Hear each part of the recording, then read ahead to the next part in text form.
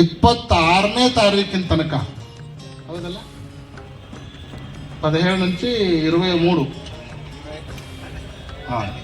26, 17ರಿಂದ ಹಿಡ್ಕೊಂಡು 26ನೇ ತಾರೀಕಿನ ತನಕ ಪ್ರತಿದಿನ 4 ಹಂತದಲ್ಲಿ ಮುಟ್ಟದರ್ಶನ ಮಾಡಲಿಕ್ಕೆ ವ್ಯವಸ್ಥೆಯನ್ನು ಮಾಡ್ಯಾರ. ಪ್ರತಿದಿನ 4 ಹಂತದಲ್ಲಿ, ಅಂದ್ರೆ ಮುಟ್ಟದರ್ಶನ, ಅಲಂಕಾರ ದರ್ಶನ ಎರಡನ್ನೂ ಮಾಡ್ಕೊಂಡು ಜನರನ್ನು ಕವರ್ ಮಾಡಿ, ಒಟ್ಟು ಜನ ನಿಲ್ಲಬಾರ್ದು, ಯಾರಿಗೂ ತೊಂದರೆ ಆಗಬಾರ್ದು ಅನ್ನುವಂಥ ಒಂದು ವ್ಯವಸ್ಥೆಯನ್ನು ಈ ರೀತಿ ಮಾಡ್ಕೊಂಡಾರ ಅವರು ದೇವಸ್ಥಾನದವರು. ಅದಕ್ಕೆ ನೀವೆಲ್ಲ ಸ್ಪಂದಿಸಬೇಕು.